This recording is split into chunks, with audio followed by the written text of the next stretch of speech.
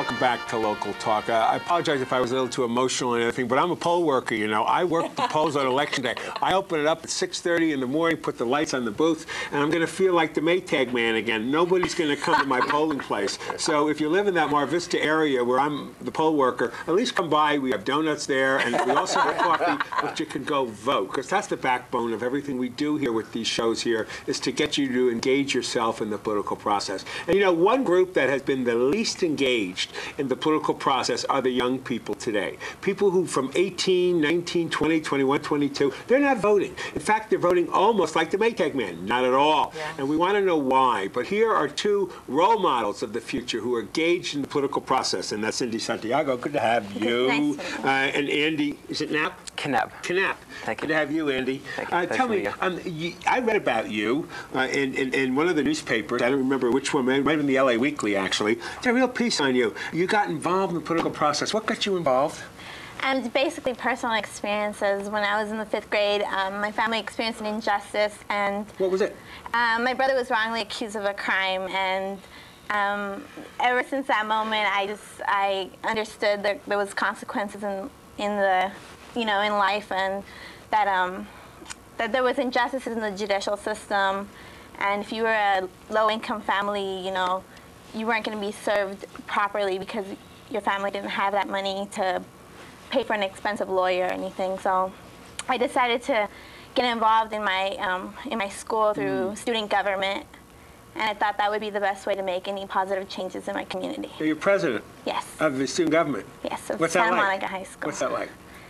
It's been a real long road. I've been involved in ASB since I was in the 5th grade, and when I got to Samo High, I decided that I still wanted to continue being involved with ASB, and so I ran, and I don't know, it's just been a great experience being in ASB all 4 years, and now being president.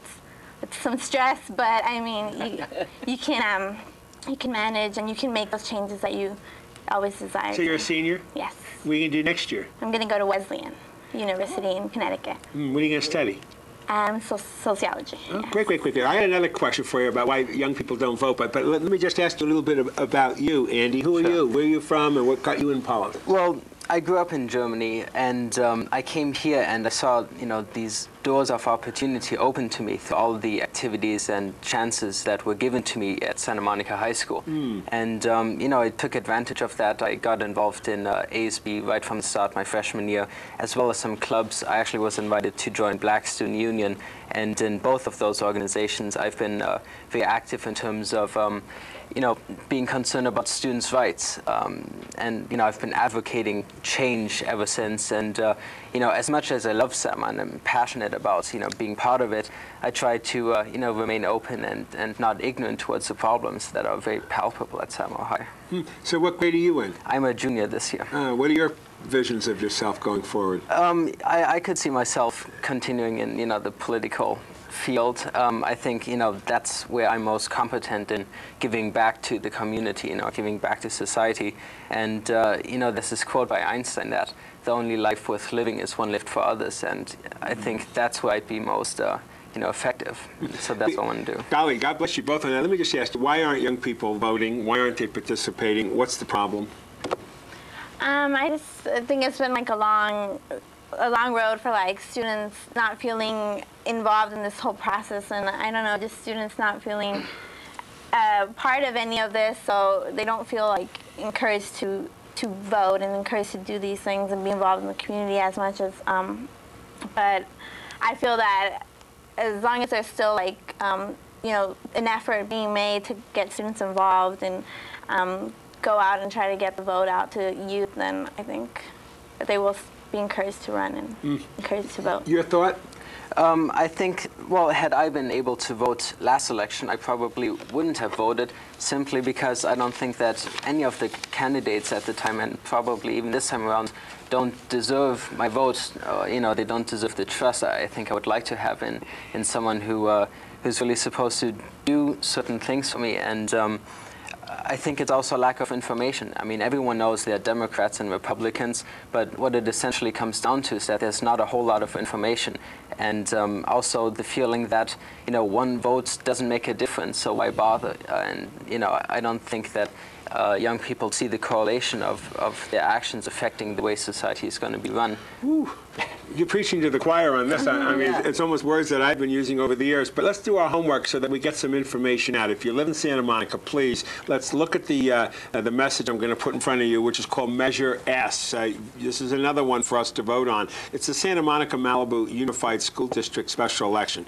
To preserve the quality of local schools despite unprecedented state cuts in public education, shall the Santa Monica Malibu Unified School District levy a qualified special tax of $225 per parcel each year for 6 years, exempting property owners and occupiers of persons over 65 and older. Mandatory resident taxpayers' oversight and independent annual audits will ensure that these revenues are used to preserve the core curriculum in all grades and prevent deterioration in quality caused by reduced state funding. This is Measure S that's on the ballot in the Santa Monica Malibu District.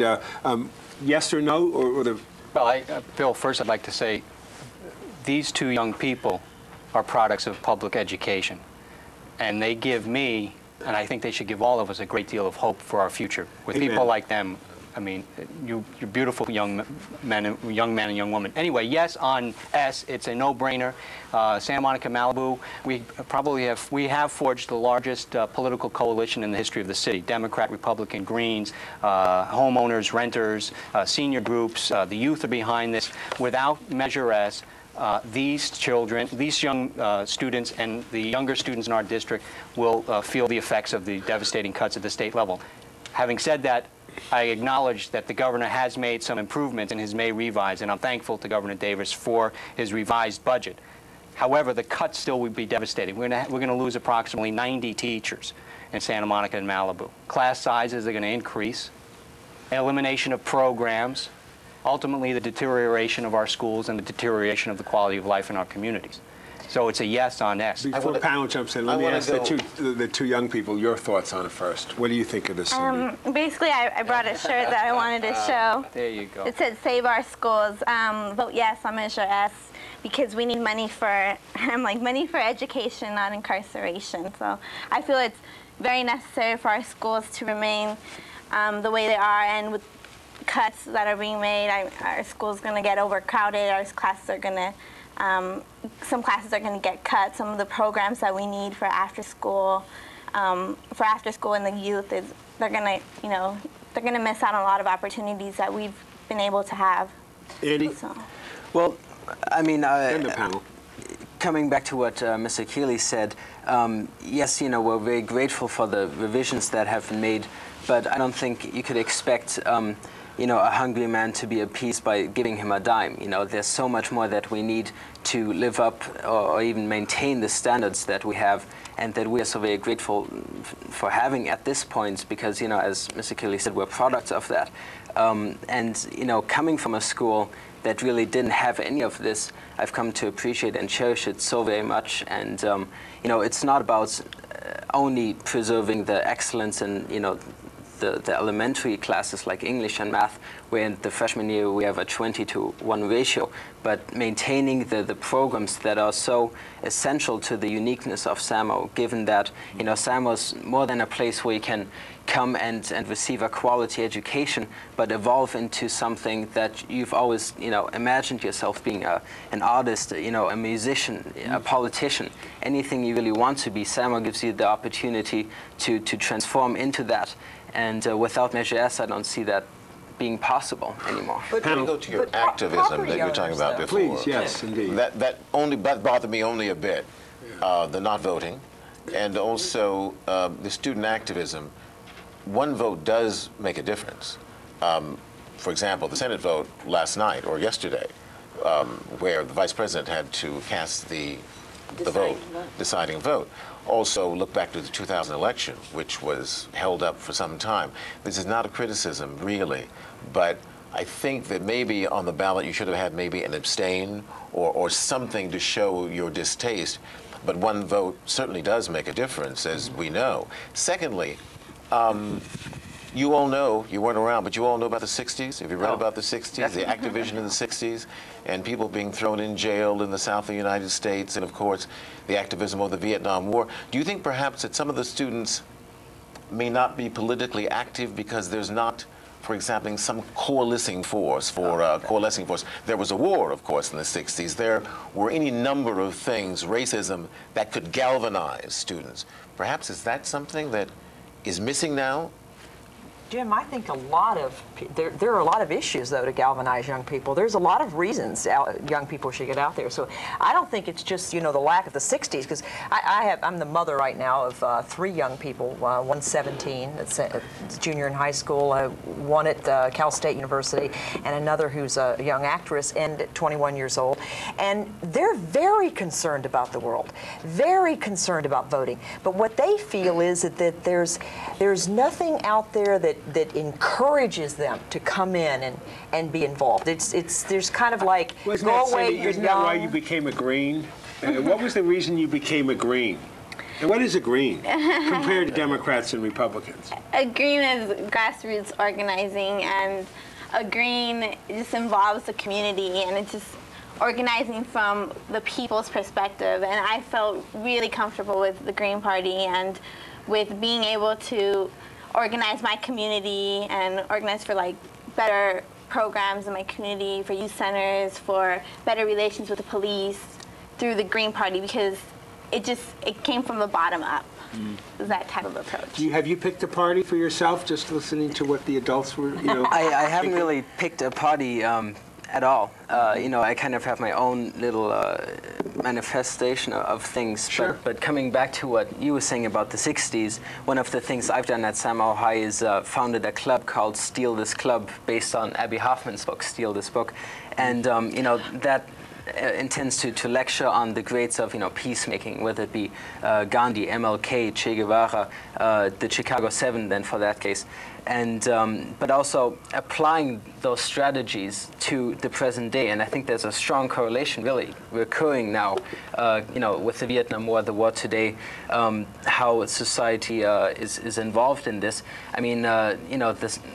Also, in terms of voting, the backbone of society is really made up of homeowners and stamp collectors, and I think those are the people we need to come back to. And Wendy, Andy, he's a Republican. You're a Republican. Come on, potentially. I have to say, and I think Andy was representing the viewpoint of many young people when you said, if I had been able to vote, I wouldn't have. And I was very upset to hear that, because you have choices. And I could tell you what my choice would be, but my point is, if you stay out of the process, then you're abrogating everything you're trying to do. It may not be ideal. You can't maybe have your perfect candidate, but you have a series of candidates or a series of issues. And I'm always distressed when I hear, well, I don't like anybody running, I'm not going to vote, because that's what America's about, is expressing our will. And if you disagree with who's in power now, then you take the next opportunity on the ballot to get them out. But I would hope all young people, no matter what you think, would exercise your right to vote, because that is what America is all about, and that's what our Constitution and Bill of Rights are about. Well, last little second for the both of you. We have to take a break. Go ahead. You can respond to that.